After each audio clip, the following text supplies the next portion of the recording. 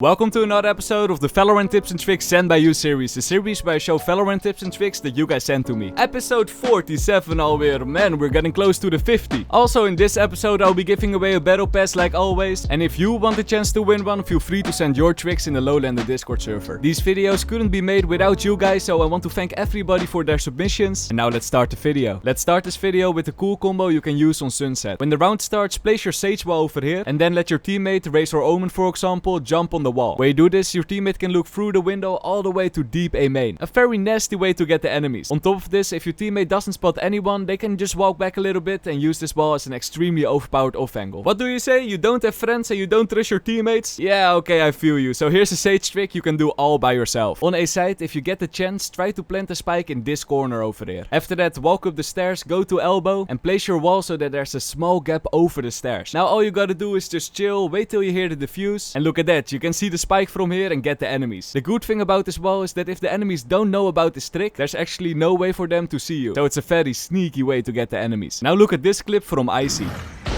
Shadows traveling.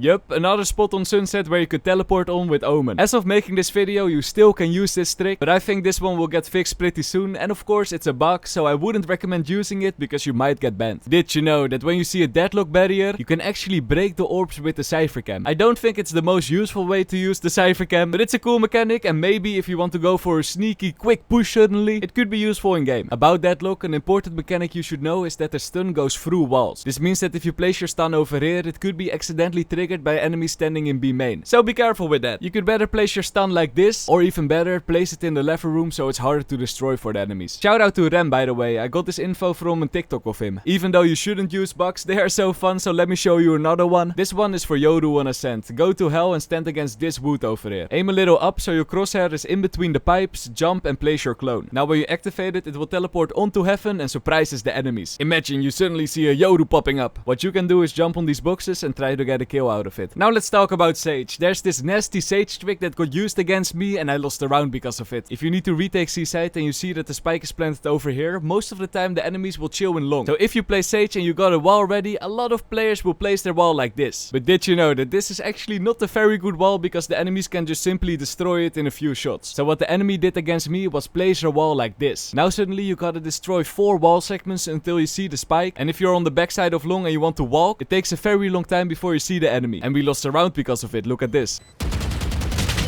Last player standing. One enemy That's that trick? Whoa! Whoa, good trick. I sound like Morty from Rick and Morty. I don't know why I get so excited by tricks like this one. Now look at this screenshot. I think most of us know this trick by now, but this was actually the first trick that I showed in the first video of this channel. And instead of a whole video, it's all explained in one screenshot. Let's move on with a unique and strange trick that I've never seen before. But this occurred during a game I played. I was just playing my game, getting some kills with a bulldog. And suddenly I ended up in a 2 versus 2 situation where we had control over the spike. The problem though was that the enemy Omen was still alive, and as we all know, Omen can pick up the spike with his ultimate. He didn't have his ultimate ready though, but there was still an orb on the other side, so I wanted to check how many ult points Omen needed to get his ultimate. And then this happened. Look at his name.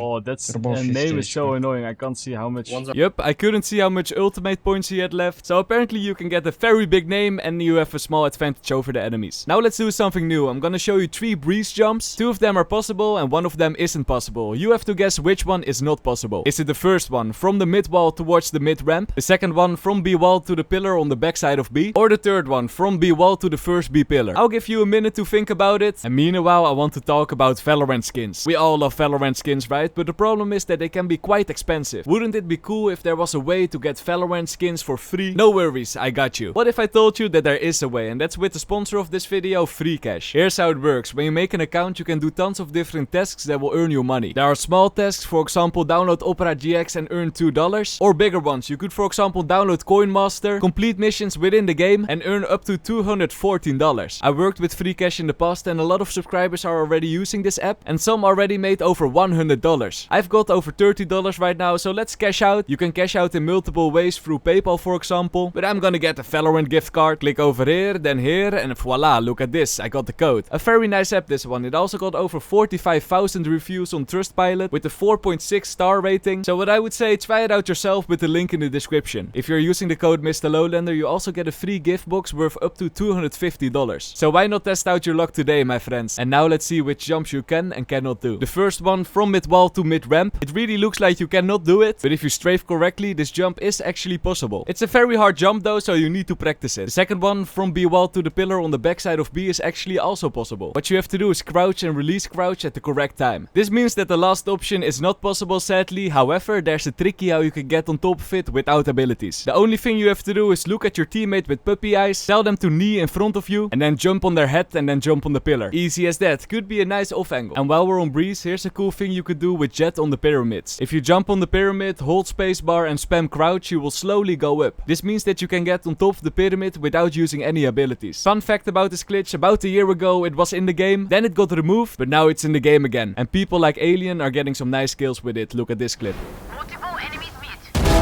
Viper. Let's do a Viper lineup on A side on Sunset. This one is pretty simple. If you have the chance, stand in the middle of these boxes and aim somewhere in that square of the building. It's not very hard to find. Use your ultimate and try to plant a spike close towards the edge of the side. Why is this ultimate so good? Well, as you see on the minimap, there's a small gap where you can hide. So in the post plant, just walk to that spot and there's not a high chance that the enemies will expect you over there. Here you can just chill out, wait till you hear the defuse and then use your molly on it. And while we're on Sunset, here's a cool cypher cam that you can use. But let me give you an important tip about this cam. Don't just place it and use it, because then it probably will get instantly destroyed. Instead, you should place it before the barriers are going down and then make your way towards A main. Make your way to these boxes and the moment you're about to peek, that's when you are using your cam. The enemies might get distracted and you can get some easy peasy kills. Now a simple tricky, if you see a boombot going towards you, instead of destroying it, you could also just jump over it. Easy peasy. Did you know that if you use your Yoru clone with the knife, it will actually run way faster and go way further? I feel like I should have known this, but I didn't. And I can't be the only one, right? So for everybody who didn't know, now you know. And about Yoru, here's a very cool gate crash lineup you can use on Sunset. What you gotta do is find the style middle and stand against the wall, and then aim at this crack in the wall. Once you did it once, it's actually pretty easy to find. But now the cool thing about this lineup. For those who didn't know, if the Yoru gate crash is moving against the wall, it will slowly turn to either the left or the right. And because of this mechanic, the gate crash will actually turn around the building and go to the defender spawn. It's a pretty cool lineup. I hope you like my beautiful drawing. Here you can see the path of the gate crash. Perfect to flank the enemies. By now we all know that you shouldn't push over here on Lotus immediately because of the nades and things like that. But there's a new spot that you shouldn't push immediately. And that's over here on Breeze. Don't push this immediately because the defender players can do a lot of lineups like this one over here. And then you walk into a race grenade. Just look at the clip from Oknis.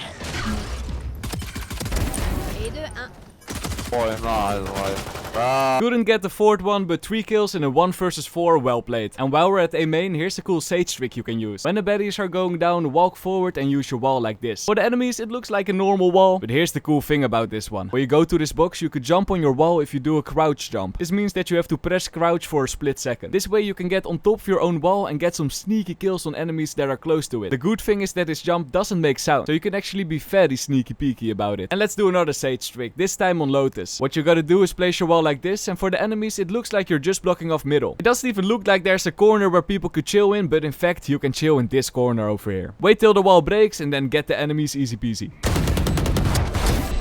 One enemy standing. Now some bad news, my friends. This is the end of the video. Thank everybody for submitting their tricks. I hope you learned something, and don't forget to check out free cash. You can scan this QR code or just click on the link in the description. Thank you for watching and bye bye.